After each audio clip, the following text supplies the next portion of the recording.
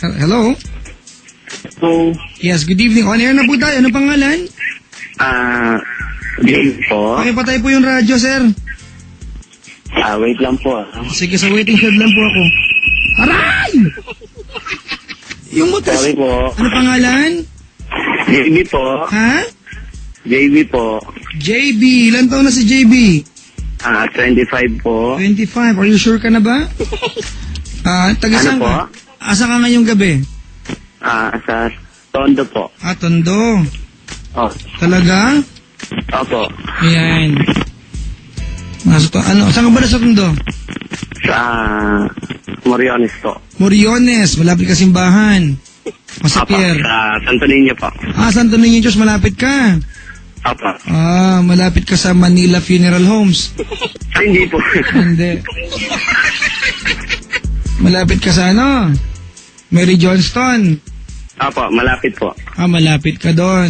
Sa New World Funeral Homes. Ha? Hindi po. Puro yun ang alam ko dyan.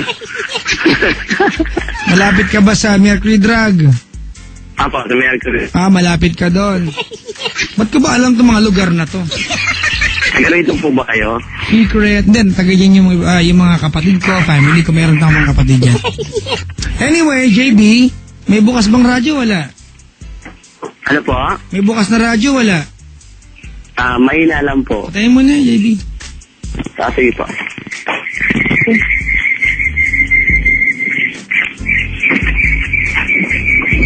Hello po. Pinatay mo, inanahan mo. Pinatay ko na. Ha? Patay ko na po. Yung totoo lang. Opo, patay na po. Oh. Ano gusto mo? Juice o kape? Gusto na lang po. Song ka gusto. Patayin eh. JB! Po. Anong ginagawa sa buhay?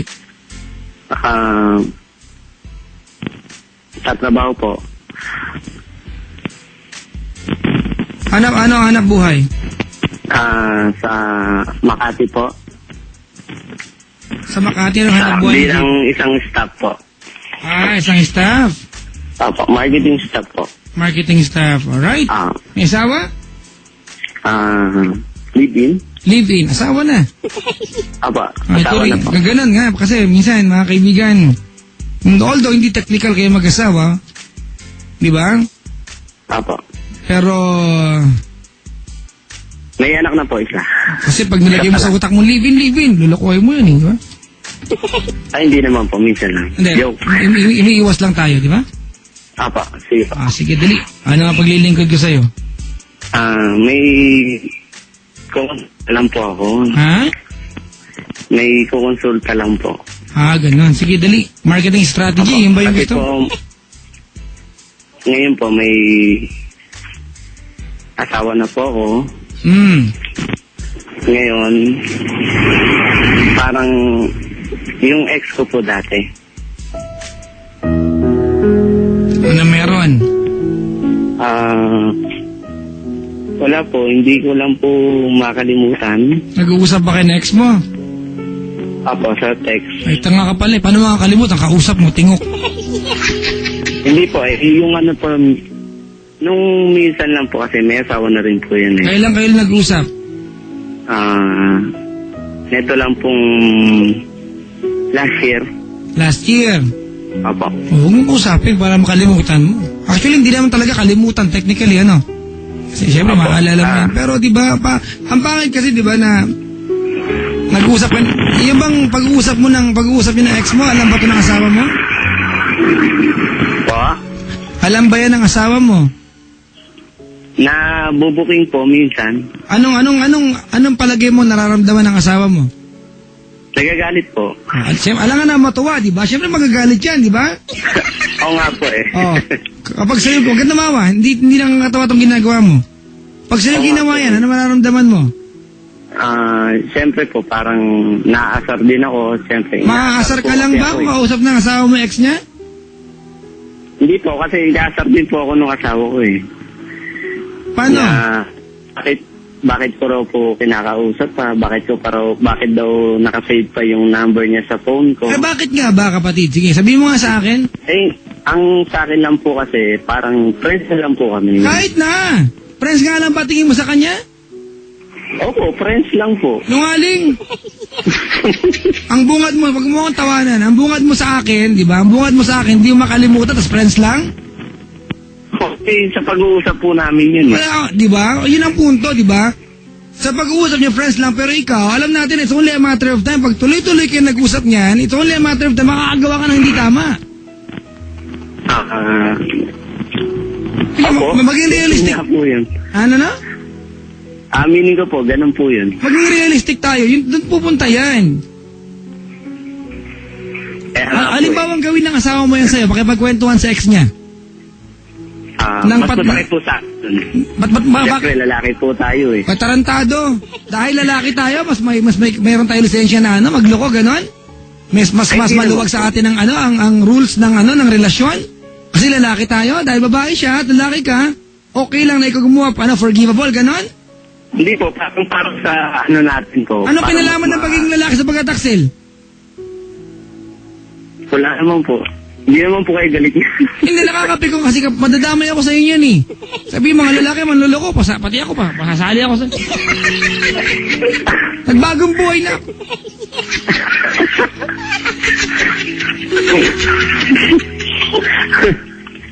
Ano ba gusto mong tanong? Ano ba hindi makalimutan sa ex mo? Parang may may iwan pa po. Ganito hindi ko alam kung radical itong magiging payo ko sa'yo o unusual siya. Kaya minsan hindi nag-work ang relasyon kasi yung miscommunication tsaka, di ba, yung misunderstanding. Sa puntong ito, miscommunication to. Alam mo, ano tawag nito? JB? Apa. Try mo yung kwento sa asawa mo yan. Magagalit po yun. At maging open ka sa kanya. Di ba, maging open ka sa kanya. Nagka-issue na kasi kaya magalit na, di ba, may history na. Pero try mong open sa kanya na.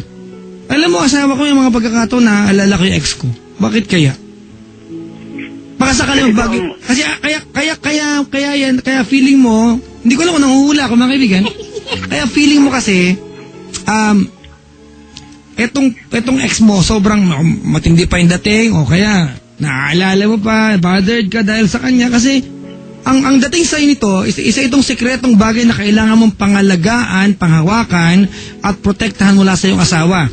Sa iyong paningin, pagdating sa bagay na ito, yung asawa mo yung kontrabida. Nakuha mo yung punto? Asawa mo yan, i-share mo sa kanya. Kung nagalit siya, di ano naman. Mahirap gawin yun, di ba? Pero kaysa naman itago mo sabi mo sa kanya. Ang pang pinupunto ko dito, JB, ang unang tanong kasi, ikaw ba gusto mo masira yung family na meron ka? Naman po. Ha? Anak ko eh. Hindi. Hindi yung sa anak. Anak kahit sa kanya po, kahit sa kanya. Nandun tayo, di ba? Kasi... yun ang punto ko, di ba? Gusto mo mawala ko na meron ka ngayon when it comes to family? Hindi po.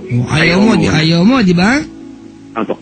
So, kung ayaw mawala siya, turuan mo siya, di ba? Na i-keep ka sa family na yan. Opo. Alright? I-submit mo ang sarili mo sa kanya. Maging honest ka sa kanya. Maging magkaibigan kayo. Gawin yung pangalawa yung pagiging mag-asawa. Unahin yung pagiging magkaibigan. Kaya may mga pagkakataon mga kapatid na mas honest tayo sa kaibigan kaysa sa kapartner natin. Pero Papa Jack, hindi na kami pwede maging kaibigan pa. Alin? Nung ex ko, hindi na. Hindi ko sinasabing pwede kayo magkaibigan o hindi kayo pwede magkaibigan. Pero alam mo na naaapektuhan ng pamilya mo. Kahit anong gawin na, JB, wag ka naman parang tanga, pre. Hindi. Wag ka naman para kung magtanong, akala mo, hindi apektado yung asawa mo. Kapag naging magkaibigan kayo ng ex mo at mashi-mashi kayo, di ba? Maaapektuhan yung asawa mo. Ano palagay, matuwa sa'yo, bilang ka ng balloons? Sa'yo gawin yan, di ba magagalit ka? Sa bagay po, okay. Di ba? Tama po yun. Opo. Hindi ko sinasabi maging kaaway ang mga ex. Hindi natin pwedeng wag natin gawing kaaway ang mga ex. After all, pinagsamahan kayo niyan, di ba? Opo. Oh, pero hindi ba pwede maging malapit kayo magkaibigan kung yung pamilya at yung minamahal mong meron ka ngayon ay maapektuhan? Ang tawag dyan, sensitivity, kapatid. Maging sensitibo ka naman. Manid ka eh. Hindi naman po yun. Di ba? Pagdadaksil yan. Wala pa naman po akong ginagawa. Lahat ng bagay na ayaw mong sabihin sa partner mo dahil magagalit siya, pagdadaksil yan, that's cheating. Ay, ganun po. Nabisto ka lang. And you are cheating on her. You understand me? You understand me? Yeah. Good. That's really good. Paglitan na naman, English na naman. Bacon, order bacon. Bacon. Hindi, Papa Jack, seryoso. Kasi yun talaga kapatid. JB, alam mo, ganun talaga yun. Ang magiging dating niya. Kasi, ang dating sa'yo nung ex mo, sikreto mo to eh. Di ba? Na kailangan protektahan mo mula sa asawa mo kasi, di ba? Pangingimasukan niya. Kaya ang dating sa'yo ng asawa mo, pagdating sa bagay na yan, kontrabida asawa mo, di ba? Opo. Di ba? Pero hindi mo ma-realize, di ba? Itong bagay na ito, share mo sa asawa mo. Kung magalit siya, di ba? Pero after a while, yung mga girls naman, ma-appreciate nila yung honesty mo, di ba? JB, nagsabi sa akin, nagsabi sa akin. Nagsasawa kayo niyan eh. Isuko mo ang sarili mo sa kanya. Hayaan mo makilala ka niya. Turuan mo siyang mahalin ka. Turuan mo siyang tanggapin, di ba, ano man ang nararamdaman mo. Ituro mo sa kanya bilang asawa, di ba, kung paano ka aalagaan. Ano yung mga bagay na hindi nagpapatulog sa'yo? Ano ang dahilan ng bawat buntong hininga mo? Ituro mo sa kanya, asawa mo yan eh. Di ba? Ituro mo sa kanya ang bawat bagay, di ba, lahat ng hakbang kung paano ka iintindihan. May mga pagkakataon yung kagagalit yan, pero yan naman. Normal sa mag-asawa, mag-away, magkatampuhan. Kung pinaplano mo, JB, na makapili ang iyong mag-ina at ang magiging anak mo pa, panghabang buhay, maliban sa pangalan mo, ipakilala mo yung pagkatao mo sa kanya. Hindi lang kung ano nakaraan mo, kung ano... Kasi minsan, kinuwento ko sa iyo yung past ko eh. Napaka-importante sa atin na kinuwento ko sa iyo yung past ko eh. Pero kamusta naman yung present mo, kinikwento mo ba sa kanya? Kung mong kagabi na hindi ka nakatulog, may iniisip ka na, sabi mo ba sa kanya? Kung hindi mo masabi sa kanya nung oras na yun, sabi mo sa kanya, di ba? Humanap pa ng tiyempo. Huwag mo siyang hayaan na magkasiping kayo sa gabi at hindi niya kilala ang katabi niya. That's a crime. May punto ba tayo? Meron, Papa Jack. Di na ako makapagsalita. Di ba? Kasi insensitive ka eh. Alam mo, minsan ka, JB, ito pa yan, di ba? Feeling natin pag lalaki, dahil nabibigay mo yung obligasyon sa anak, sa asawa, nabayaran mo yung Meralco, yung tubig, di ba? Feeling mo, mabuti ka ng asawa. Naku, hindi totoo yan. Dahil nabibigay mo yung pambayad ng Meralco, napapaaral mo mga anak mo, nabibigay mo yung asawa mo. Hindi sukatan iyan na mabuti kang partner. Hindi sa ganung bagay. Wala na akong masabi, Papa Jack. Bakit? Masama ugali mo, no? Hindi naman po. Anong pangalan ng asawa mo? May po, may. Nakaantake ba siya ngayon? Hindi ko lang po alam. Kasi po nasa Pasay po siya ngayon eh. Normal yan, tao tayo. May mga... Umuwi po siya. Bakit? Dumalo. Ano na? Dumalo po. Dumalaw saan? Sa magulang niya po. Sige. Anong pangalan ni asawa? May ano tawagan nyo? Ano lang po, May. Pangalan lang po, pangalan. Gusto kong ano, ha? Sabi nga nila, si Linjing, di ba? Ang pangako ay building blocks ng relasyon. Sabi ni Papa Jack, ang pangako, guide yan. Di ba? Opo. Baga, minsan dyan kakapit ang relasyon. Hindi ang kontrata, hindi ang assurance. Hindi ka siguruhan na pag may pangako magkakatotoo. Di ba? Pero minsan yan ang binabalikan natin pag naliligaw tayo. Opo. Ngayong gabi, nais ko magbitaw ka ng pangako sa iyong asawa. Di ba? Na mas maging sensitibo ka sa nararamdaman niya. Apo. Alam mo, bilang lalaki, minsan tayo nakakaligtaan natin yan eh. Yung Apo. to read between the lines.